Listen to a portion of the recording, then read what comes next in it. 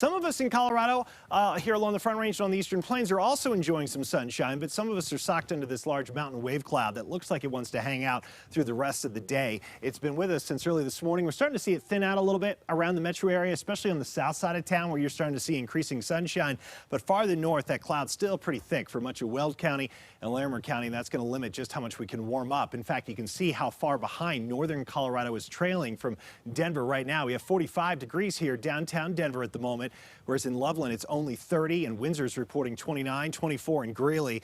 And so we'll warm another 5-10 degrees for many areas, but 30s is the best we'll do up north, and I think here from Denver southward, we've got a better chance of actually reaching 50 degrees. Temperatures are always complicated this time of year, especially with the snow on the ground.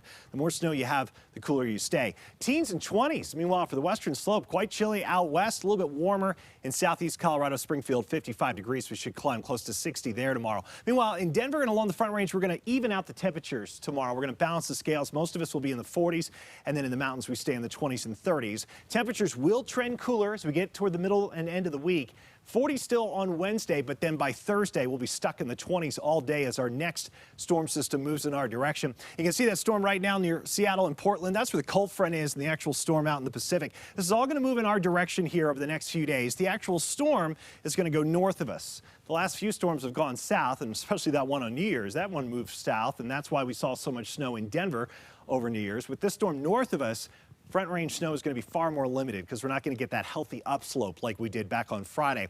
That said, with the storm nearby, we're going to get a lot of wind, and the combination of wind and snow in the mountains is going to make for very tough travel in the coming days. Tomorrow, Wednesday and Thursday, travel delays are certainly expected in the mountains. Winter storm watch from tomorrow morning through Thursday evening for 1 to 2 feet up near Steamboat and Rabbit Ears Pass. Other mountain areas will get snow as well, but not as much as we'll get up near Steamboat. That should be the winner in terms of the ski areas. You can see those numbers get smaller the farther south you go. You also notice some small numbers here along the Front Range. Remember, the last storm brought us 5 inches. This next one shouldn't bring us anywhere near that much, probably 1 to 3 inches for most of us, and the snow doesn't actually get to Denver until Wednesday afternoon at the earliest. There it goes. Finally, that snow arrives here by Wednesday evening. It should be snowing. The snow should be out of here before daybreak on Thursday morning. So it's going to be a quick shot. Again, 1 to 3 inches for most of us. And then it's just cold on Thursday. 26 for the high, 49 on Friday. And then a decent weekend ahead, very January-like, including for the Broncos game on Saturday.